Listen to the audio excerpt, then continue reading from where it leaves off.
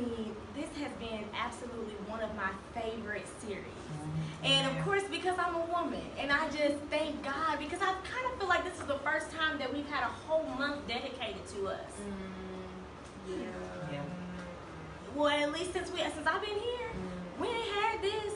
And then like to have women preaching, like this is a first. Oh, well, that part is And I'm so excited because I'm like, wow, like just the power that has come out of every woman that is in this church. And even those of you who have not spoken, your life is an example every day. Just watching you, just hearing your testimony, just seeing the success that you're having in life is preaching to us all. And so I'm just so thankful to be a part of this incredible sisterhood. And we're going to continue right in this. Y'all, last Sunday was so good. Minister Moore really, really blessed me. And it was just incredible. But it was one of those things that just made you check yourself. Like, what are we doing? And my favorite was definitely There Is No Petty in Love. That blessed my life. Because I'm like, we are used to being petty. Like, that has become our culture as women. And we just realize that even when we don't mean harm, even when we're not trying to do something wrong, that everything that we do counts and that people are constantly watching us. And I just thank God for just the reminder of how we need to be a guide, how we're guiding other people to God, how we are that light, and how we need to continue to grow. You know, it's never okay for us to be settled or comfortable where we are, but God is really taking us to another level in this season. And that's why I believe He's spending so much time in just building us up and giving us direction, because I believe that it is going to be the season of God's kingdom woman, that we are going to come back into the forefront, and God is going to show us off, even in the midst of what the enemy is doing. You know, the word says that He's going to raise up a standard against the enemy. So even though we see like all of these other depictions of women, I believe that God is raising us up in this time. And so tonight we're gonna just go into something that Pastor actually started talking about a couple of weeks ago, the confidence of a kingdom woman. We're gonna go back to confidence. So when Pastor spoke, he gave us some incredible points about our confidence in God and our faith in knowing who God is and knowing what He's able to do for us and through us. And we talked about how the A was for being able to ask Him, knowing that He has the ability to do whatever it is that we're asking. That we talked about B for believing that He actually wants to do it. And C for confessing it until it happens. And I know that we are a church that is built on faith, and we trust God. We trust Him. We know that He's real. We know that He is for us.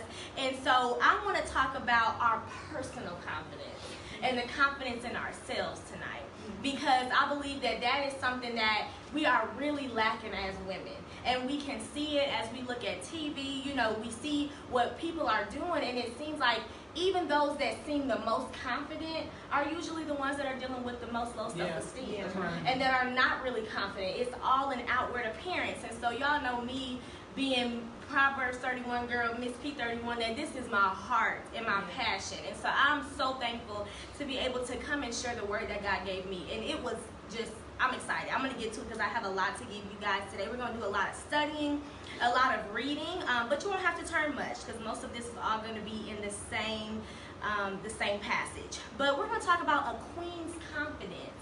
So last Tuesday we talked about a queen's character, and it was awesome. But tonight we're going to focus on a queen's confidence.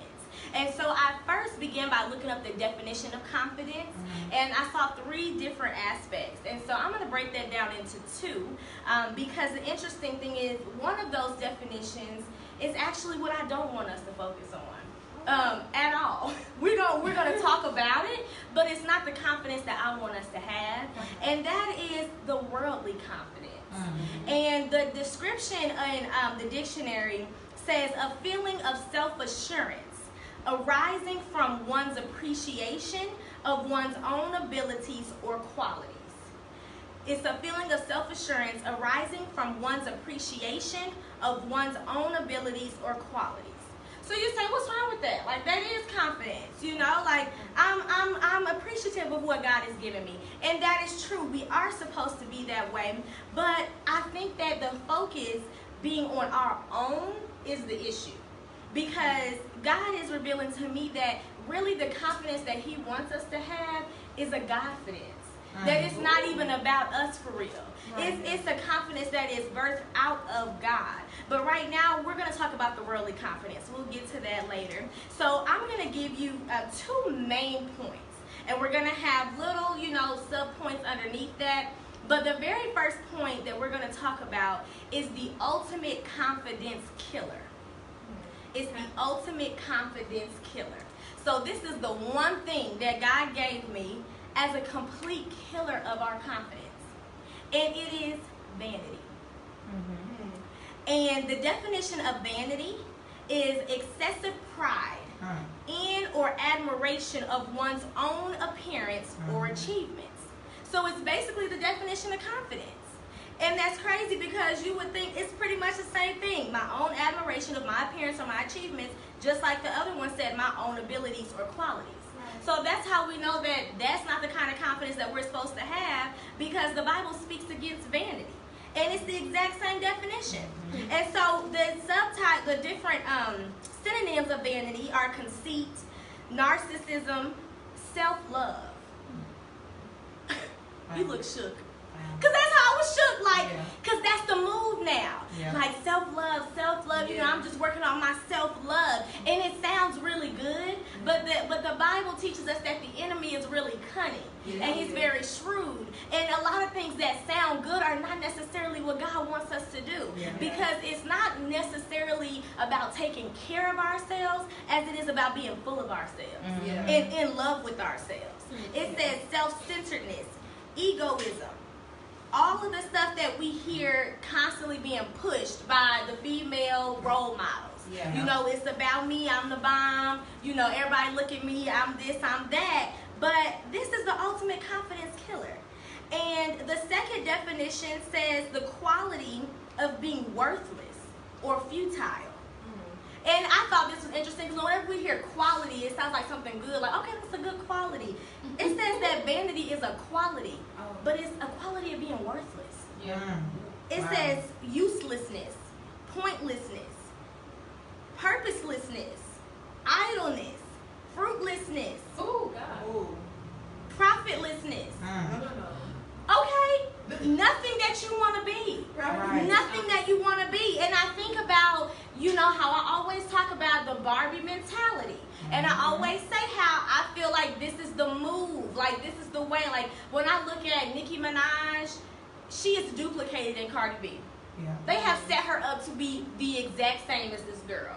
And it's terrible because they're constantly pitting them against each other. Everybody feels like now that Cardi B has risen to fame, that Nicki Minaj is garbage and she's nothing. But I'm like, just long ago, she was everything. Y'all were all about her. But the thing is that you will completely use up a Barbie. And then you will throw it away. And you'll get another one. And you'll play with that one. And then you'll tear that one up and then you'll throw it away. And it's so unfortunate that we treat people like that. But the reason why we do that is because they don't really have any foundation. Other than what they created on the outside that has no true substance. And so it's easy to disregard you. If I feel like you have not made a real commitment to changing my life, or if I feel like you have not left a lasting impact on my life, then I'm going to use you as if you're useless. And so when I think about that, I realize that everything that we base our confidence on, the Bible says is worthless. Nothing. And so we're going to talk about the 3 C's of the vein. The 3 C's of the vein. And it's interesting because I use C's, but God showed me that it's really the inability to see. It's the inability to see. So we're going to talk about this, and y'all are it's going to bless y'all life. I'm telling you, because it just blessed my life. And so when you are vain, when you're wrapped up, like, you really only see one thing, and it's you. And even when you see you, it's not really the inner you. It's all that's on the outside. And so when your focus is so set on that, on how I'm looking and what clothes I have on and how my eyelashes and whether or not my hair is done and, whether or not people are looking at me, they're not giving me enough attention like I want, then you're not able to see anything else around you. So God said that these, actually it's 4 C's because I added one. 4 C's of the vein. And the first one that is a huge indicator of people that live in vanity and have no confidence is complaining. the fact that they can't see beyond themselves and their own ability, so they fixate on the negative things. Right. Because everything is about me, my ability, what I can do. So in the moment where you can't figure out how you're going to pay these bills, you can't figure out how you're going to work out through school, you don't know how this situation's going to pan out, then you begin to look at it negative and you're complaining. Because you don't see how your man is coming. You don't see how you're going to have these children. You don't see how you're going to be able to get this degree because you're barely passing school. It's about you. So now you're fussing because nobody else is there to help you. Right. But that's because you're not able to see past you. You don't realize that there's a God that is able when you're not able. Right. The second thing is that it's covering. So you can't see past your flaws. So the only value that you have is makeup and the mirror. You can't see past your flaws. You can't stand it. You can't stand to look at yourself. If there's any type of blemish, if there's any type of bump, whatever, you have to instantly cover it up. You're constantly, even if there's issues on the inside, you feel like, I don't want people to really know, you know, that I'm kind of stupid. And nobody should feel that way. No one should feel stupid, but people do. Right. I'm dumb. Like, I really don't know how to do anything. I'm really actually hood. Like, I really don't really have any money. I'm really kind of poor. Like, I really don't live in a good neighborhood. But if I spend all my money on this, then people won't know that. Yeah. So when I go out, I look like money, but I don't have any. Right. Because I'm only able to, I can't deal with it. I can't deal with the fact that I'm not perfect. I can't deal with the fact that I got flaws, so I just need to cover it up. And then the fourth one is it causes competing. It causes competing because you can't see the value of individualism, so you compete instead of connecting. Wow. And that's incredible because there is beauty in being an individual, and being unique, and being one of a kind. But we live in a generation that is trying to conform us to be like everybody else. And it's amazing. I was listening to Dr. Miles Monroe today, and he was talking about how really that is the new mission of the world, of the government, is to conform. It's not to allow us to have our own way of thinking, our own thoughts, you know, our own culture, our own background, our own roots. It is all about everybody conforming to the same thing. They want us all to dress alike. They want us all to look alike. You know, like if this is the trend, this is what we're wearing. Right. And I remember a season in my life where I was looking up, okay, like what's trending like right now? Like what's, and I never used to do that. But I remember feeling like, okay, I'm not dressing like everybody else. Like everybody in high school was like, and this is like when I was in high school and stuff like, and now trying to figure out, like coming out of high school and feeling like, okay, now I'm an adult, I'm out, I'm going out, I'm doing different stuff, like I need to be, you know, looking a certain way, let me see what's trending. But that's because they trained us to be like that. Right. Like, oh, crochet is in. So like, that's it, like when micro braids were in, they were in. Like you can't be caught doing anything different than what is the style right now. And so, because of that, like you don't see that value. So you feel like your value is in comparison to the next person. And you're constantly trying to compete with them to see who's gonna look better, who's gonna, you know, who sings better, who raps better, who's this, who does hair better, who's a better teacher, whatever it is that you do, you're constantly feeling like you have to compete, so therefore you can't connect. And you don't realize that there's beauty in sisterhood. That there is help in partnership. That there is also, I mean, amazing things that you can do together versus what you're able to do on your own. So if you start a business, you feel like I need to have the top product, I need to have the best business, so therefore I can't associate with this other business because they're doing something I'm doing, so I'm competing with them. Not realizing that, oh, we could come together and both of our businesses could be better. I can learn from you, you can learn from me, but black women, we don't do that. It's constantly a competition because we don't understand that what's for you is for you. It's not about what the next person is doing. If God gave you a gift or something, it is for you. Nobody can take that away from you. And then the fourth one, which was really, really awesome. I'm going to give you a definition first because this one has a word that I just love the definition. So, confide is the definition for this one. This is the fourth point. And confide means to trust someone enough to tell them of a secret or private matter. Lord. To trust someone enough to tell them of a secret or private matter. And it also means to entrust something to someone for safekeeping. The fourth point is when you're vain, you end up confiding in cons. You're confiding in cons. Yeah. So basically, you open yourself up to people. Yeah. You trust people that don't care about you, Right. don't know God, Come on. don't love you. You trust God. men, Yeah. and you're dependent on them to give you some value. You depend on them to give you some worth. You give them all your secrets, all your private matters. Your private matters. Yes. Yes, ma'am. You understand what I'm saying? Yes, ma'am. You let them in a place that's sacred. Come on. That God said is only preserved for your husband. Yeah. But you're confiding in them because you just really want to hear, girl, you so fine. Ooh, girl, you so sexy. Ooh, girl, you so beautiful. Ooh, girl, you got that bomb. Ooh, girl, you this. Like that's what you want to hear because that's helping you to feel good about yourself. But you don't realize that these people are cons. Yeah. They're not to be trusted. And I pulled that con from that second one where it said entrust something to someone for safekeeping. Yeah. You know how crazy it is if you were to leave all of your treasure around a con artist? Oh, Lord. They will take all of your money Yeah. and leave you with nothing. And that is how it is when you are so used to getting all of your affirmation from people. Right. People will always bankrupt you. Always make you feel like you ain't nothing. Always find a way to tear you down. As soon as you start getting to a place where you're above them, then they really gonna make sure that you don't have any type of confidence. And I'm just gonna pull out this example because we were talking about it, everybody was talking about it, and the opinions on it just hurt my feelings. It really just broke me down. And I was just like, why is this happening? Miss Aisha Curry broke my heart.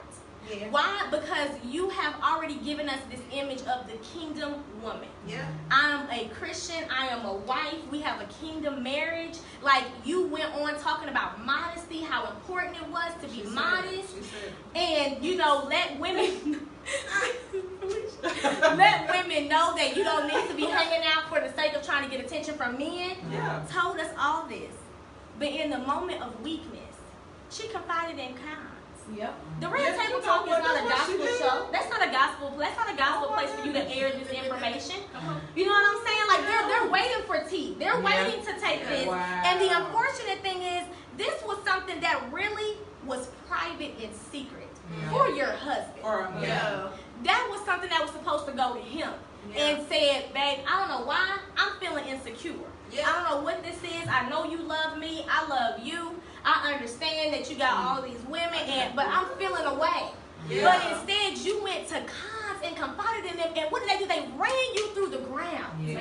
And the unfortunate thing about it is, what happens to the love and the beauty that God said you had? You're fearfully and wonderfully made. Yeah. Why should we ever need people and their praise to affirm who we are? Right. And there were so many women who were like, but you don't understand, she's had children, her body is this, her body.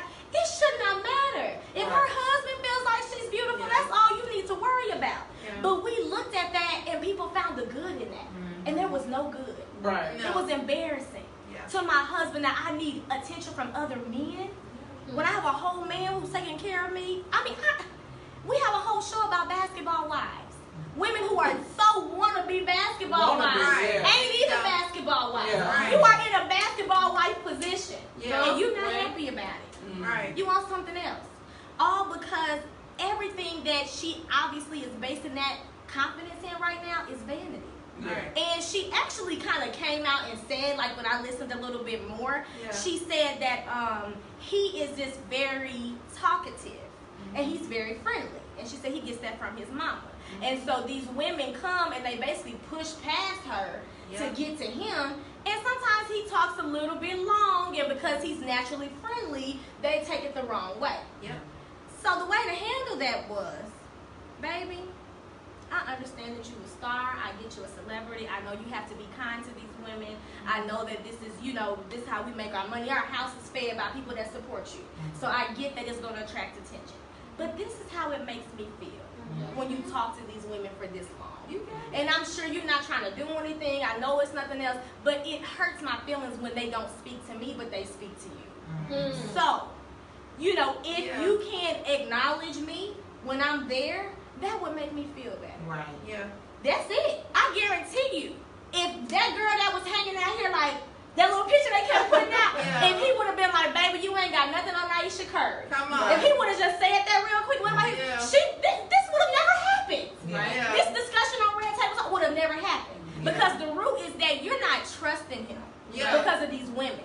And then you're comparing yourself to them. Because my thing is, I got 3 kids. I used to be a model. Now I'm not a size 6 no more. I'm looking at all these little itty bitty girls, and I'm starting to feel insecure. That's what it's really about.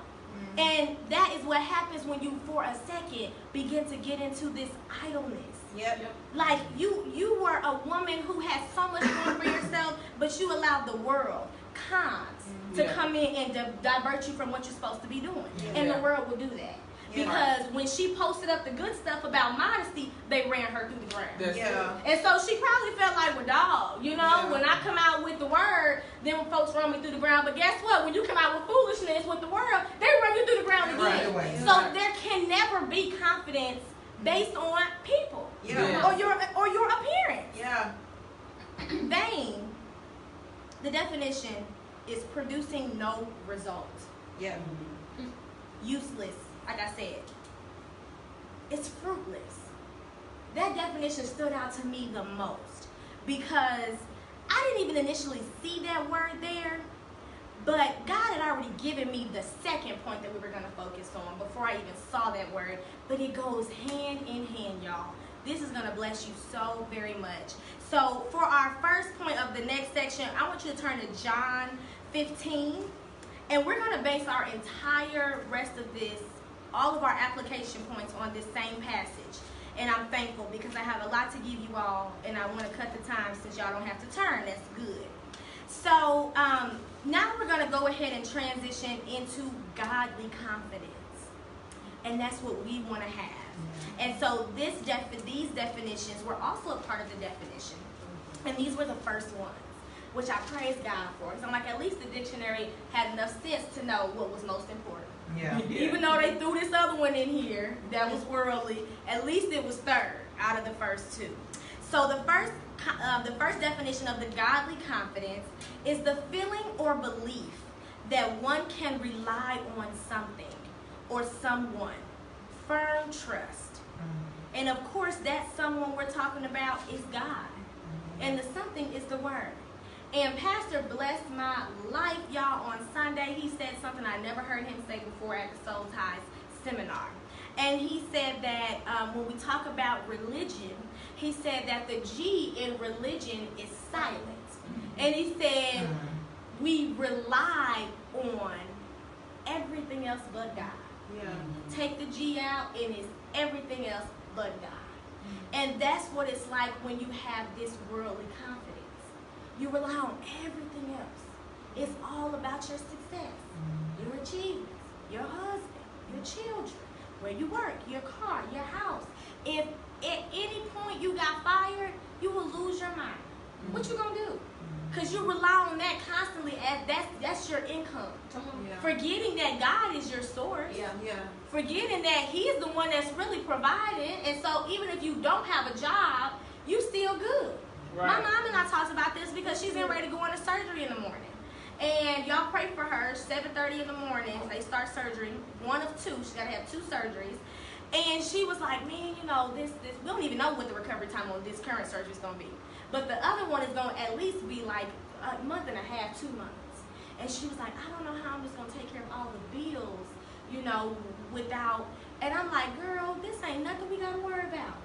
Because God has already taken care of us.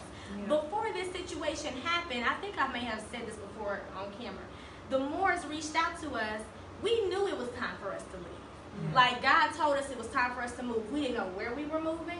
We didn't know where we were going, but we knew we were supposed to leave. And the rent had gone up. We could have paid it. We would have had to cut a bunch of stuff. It would have been terrible, but we would have made it. But God said, no, it was time for us to go. So we're preparing. We don't know where we moving. We'll be packing up our stuff. We turning in our lease. And Alicia said, yes, you know, God told me that you all can stay with us. And we were like, when? She was like, a couple of months ago. And we're like, what?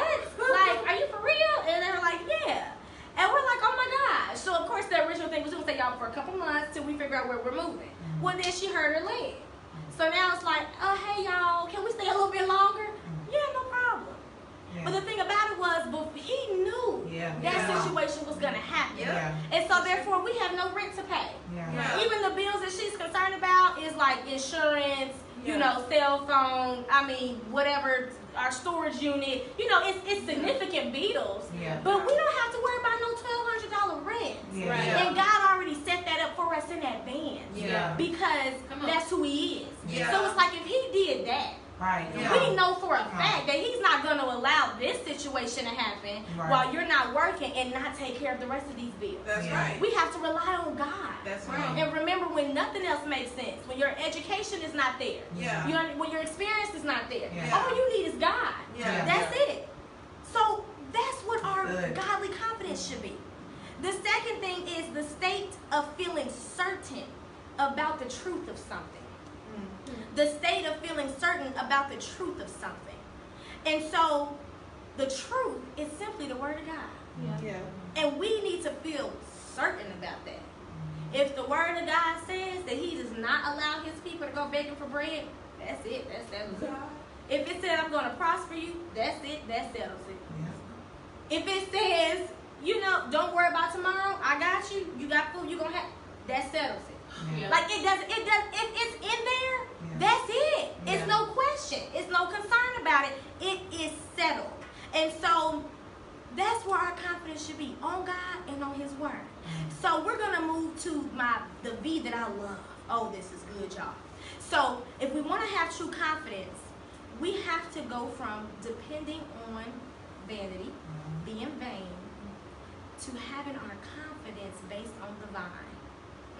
Yes, God. This is so good. Yeah. Y'all, this is going to be good. The vine. And the vine is a climbing or stemmed plant of the grape family. It's the basis to which we produce fruit. Yeah. So while vain literally in the definition said fruitless. Right. Come on. A vine bears fruit. Yeah. And so this second thing we're going to go into is the ultimate confidence keeper. So while vanity was the ultimate confidence killer, the vine is the ultimate confidence keeper. Come on. Thank you, Lord. And we're going to talk about the 5 C's of the vine. And these C's are actually the ability to see. Thank you, God. Because we're not so focused on ourselves anymore that we can actually see who you are and what you're doing. Come on. And so, John 15, we're going to start at verse 1. And it says, I am the true vine, and my Father is the gardener. Yeah. He cuts off every branch in me that bears no fruit, while every branch that does bear fruit, he prunes, so that it will be even more fruitful. You are already clean because of the word I have spoken to you. Yeah. Thank you, God. This is the antidote to covering. Why should we be trying to cover when God already said that we're already clean? Because of what he's spoken to us. So the first point, the first C is cleansing. Thank you, God. And I want you to go ahead and turn over to Ephesians 5. Keep your hand in John 15 because we're going to come right back to that. But go ahead and turn over to Ephesians 5. Y'all, do you know what it's like to have how good is it good to have a clean face? I'm telling you, like, I used to be so lazy. Going out partying, drinking, turning up all night, then come home and I'm too dog tired to wipe that makeup off of my face. And I would sleep in that makeup. And I remember one time I was talking to Tasha, and she was getting on me. And she was like, girl, you can't be sleeping in your makeup. Because she did my makeup one time. I was like, girl, I just want to keep this on and wear it to church tomorrow. And she was like, girl, you bet not. She said, do you know that when you keep your makeup on, that little bugs come and eat at your eyelids? And I was like, what? Yes. I was so shook. I'm like, oh my God. That's what she said when you keep your makeup on. Yeah. And I think about that. At how when you're purposeless and you're fruitless and there's nothing going on, you're pretty much dead. Yeah. And the enemy is just feeding on you. Yeah. He's really just eating on you. Because everything that you have is constant makeup. Right. It's the perfect place for him to tear it up. Yeah. Because while hell is going on the inside, baby, you cannot even deal with it because of this. Mm-hmm. And the confidence of a clean face. Y'all, just even the breakout that I've been going through from my hormonal changes and transition I've been going through. It's like, oh, I hate this, I hate this, I hate this. But when your face is clear, it feels so good. But even when you go home and all them bumps there, whatever, when you take that makeup wipe, it's refreshing. Yes, it I is. can go to sleep. I can sleep in peace. Yeah. I can rest. That's how it is when you have a clean life. Yeah. I can rest. It's like a clean house. Yes. You know, like you can't really rest when there's clutter everywhere. I know I cannot. I feel like I can't think. I can't be creative. I can't focus. And that's exactly how it is when your confidence is all vanity. Yeah. Because there's nothing going on up here. You can't think. You're not creative. You ain't got no type of sense. It's just all, you just a Barbie. Yeah. And you walk around with a clean sight when God gives you confidence. Yeah. There's a new confidence that comes with that. Ephesians chapter 5, 25, verse 26 through 26. It says, husbands, love your wives, just as Christ loved the church and gave himself up for her to make her holy, cleansing her by the washing of water through the word. Once again, that's what it's all about, is the word. If my husband tells me, baby, you look beautiful, you don't have to wear makeup. You don't need your hair done. That should be it. Yeah. It really should. Because he's cleansing you with the word. Yeah. God says that you are fearfully, wonderfully made just as you are. Yeah. So if you want to do that, that's fine, but it should never be in the way of how you really feel about yourself. Right. And to the point to where we're late because we got to get it together. Yeah. And I am guilty. Like, what's in me, what these people are going to get when I get there. Whenever I open up my mouth to rap, whenever I open up my mouth to minister, it is going to completely override whatever is going on here. Yeah. It is so much more valuable. And you have to understand that and know that as a man, it's his job to cleanse you with the word. Yeah. Not to be like, oh, baby, let's get your boobs done. Oh, let's get your butt done. I want you to be looking good with me. That shouldn't be the case. Right. I shouldn't have to go through all this for you to feel you comfortable with me on your arm. Yeah. And now that I'm getting older and my wrinkles are set, I feel like I got to keep it up to keep up with you. Yeah. I got to get some new eyes. Yeah. Because you running around with all these other women, so now I gotta have a eye implant. I couldn't believe Tiny. Right. I'm like, girl, what? Now. Yeah. But I bet you that does not stop this man from doing what he gonna do. Right. He should love you as you are because it's the word that washes you and makes you clean. Yeah. That's the first point. The second point, we're gonna go right back to John chapter 15, verse 4. And God is our husband, y'all. Yes, he is. He's our husband when we don't have a husband. And when our husband comes, he needs to be just like God. Yeah. And we don't need to be settling for anything less than that. He needs to be talking to us like God. He needs to be patient with us like God. He needs to be loving. He needs to be kind. Yeah. He needs to be understanding like God. He needs to love our dirty draws like God. Yeah. Even when we acting a plum fool, That's right. he still needs to be on point because the same comparison that the Bible gave to God, it gave to a husband. It sure And we ain't got time to be with a fool who don't know how to wash us with the word. Come on. All right. John 15:4. We're going to continue. It says, remain in me, as I also remain in you. No branch can bear fruit by itself. It must remain in the vine. Neither can you bear fruit unless you remain in me. I am the vine, you are the branches. If you remain in me and I in you, you will bear much fruit. Apart from me, you can do nothing.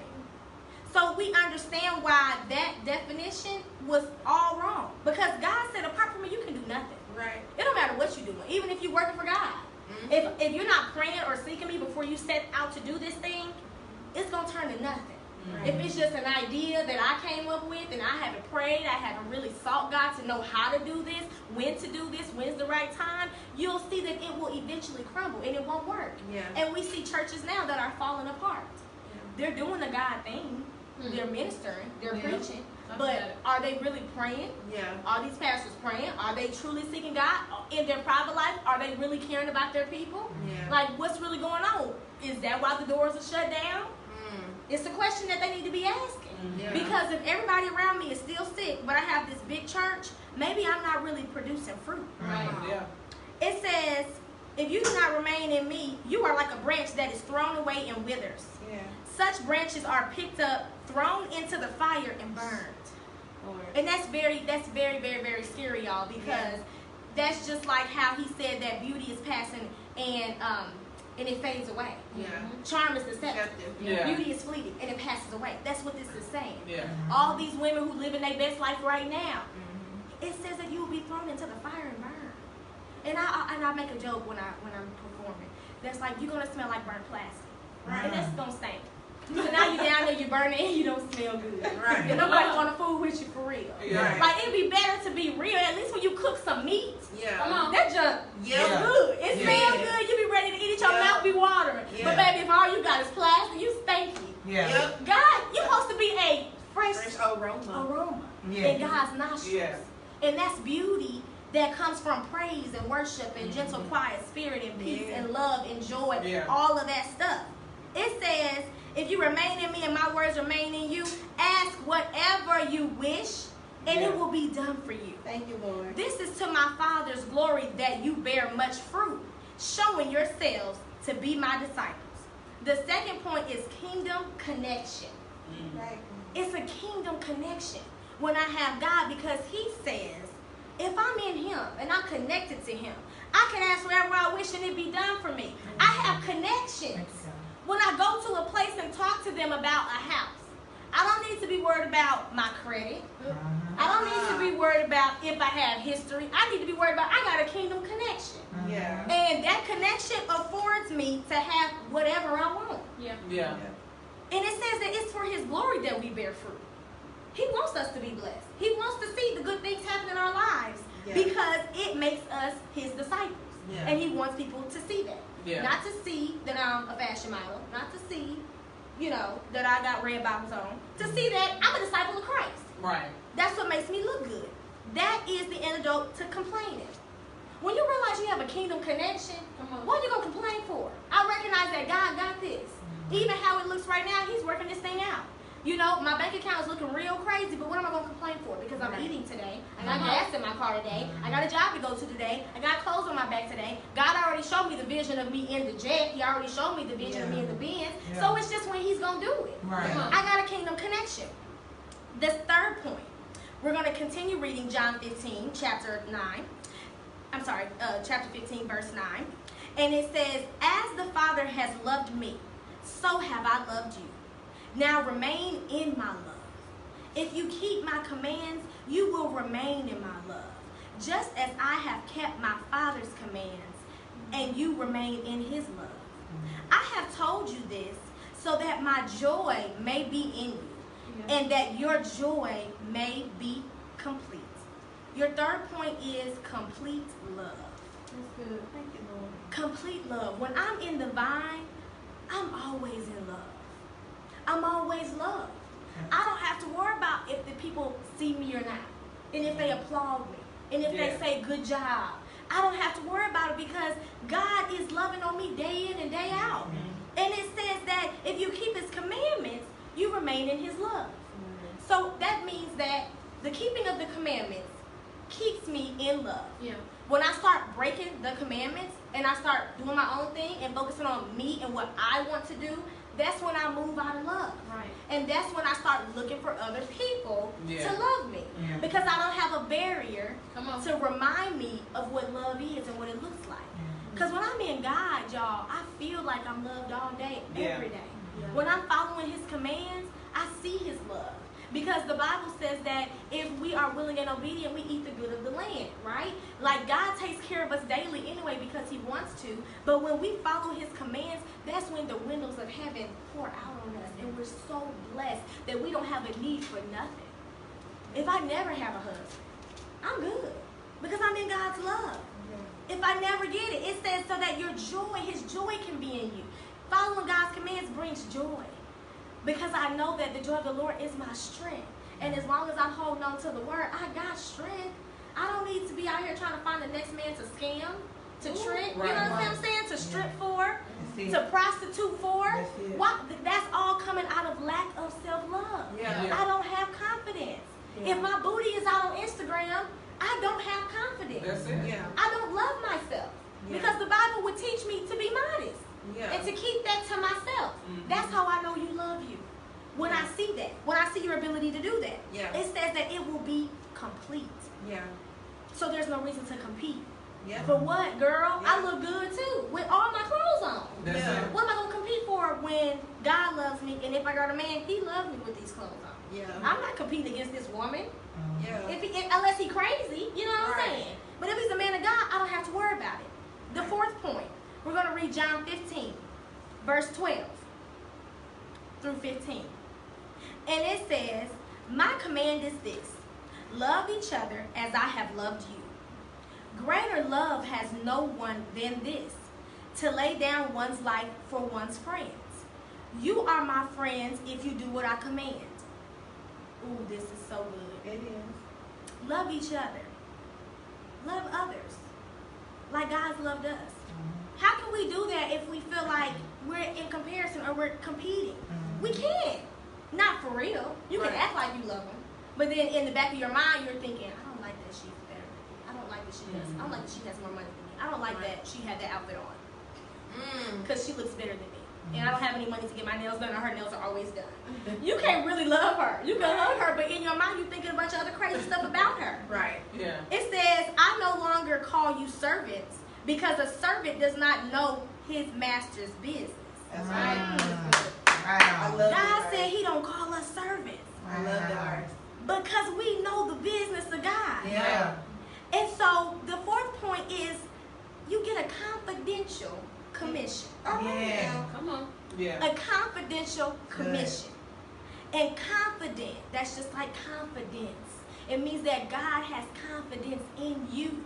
He trusts you to tell you his business. To do the master's business, that's amazing. I'm talking about the creator of the entire world. Would share his blueprint with you. Would share his plan with you. Would share his vision with you. That's what it's like when God shows you the vision for your life. Or shows you a vision for the future. God is trusting you to say, you're my business partner. So I don't call you a servant. So you're in a place of power. It says, instead, I have called you friends. For everything that I learned from my Father, I have made known to you. God has given us a commission. And what is it? It was to love each other. It says that it's greater love to love your life down for your friends. So sometimes I got to sacrifice me. I might have to, come over and help you clean your garage. And I'm sweating and my nails are done. And I don't want them messed up. But for me to love you and help you move out, friend, I got to do it. I just got my hair done and it's looking good. But you want me to come and run behind your children. And I'm sweating and the junk is puffed up. But I love you, friend, so I'm going to do it. I got to sacrifice all of this for the sake of being a part of the master's business. Because he sacrifices for the good of other people.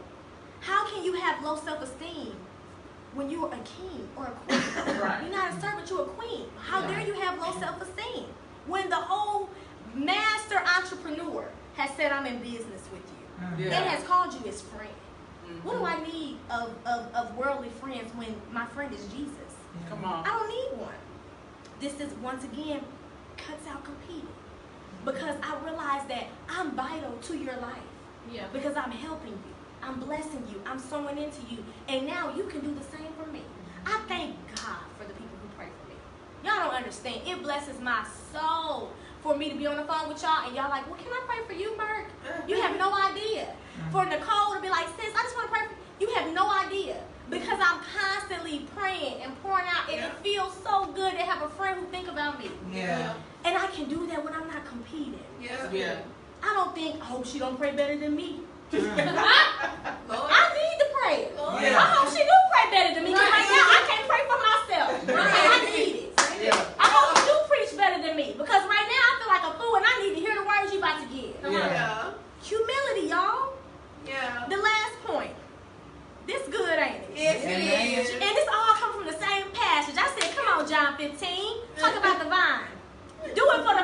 Right. Come on, man. Put it on the shirt. Yes. Do you all know they shut the vine down? What? I didn't know that. Not only that, y'all, when I went to look up the vine, tell me why did it take me at least 5 websites? I didn't even get to the definition. I had to type in vine definition because all that was up there was the actual vine app. Yep. And I'm like, yo, what happened to the word? Right. But that let me know how powerful and big this became. Right. And what was the vine about?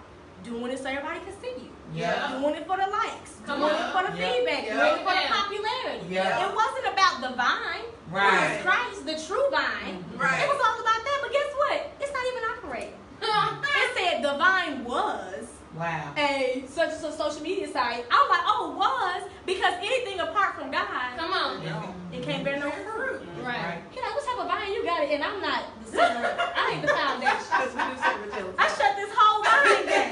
They just shut it down. God is good. Look at verse 16. It said, you did not choose me, but I chose you and appointed you. Oh, thank you, God. I love you, God. Thank you for choosing me. So that you might go and bear fruit. Fruit that will last. Thank you, God. Look at the fruit that will last, y'all. That's what God has given us. It says, and so that whatever you ask in my name, he said it again. He already said this. But he's repeating it again toward the end just to let us know how amazing we are. He said, whatever you ask in the name of my Father, I will give you. Yeah. The 5th point is that you get the confidence of being chosen. Yeah.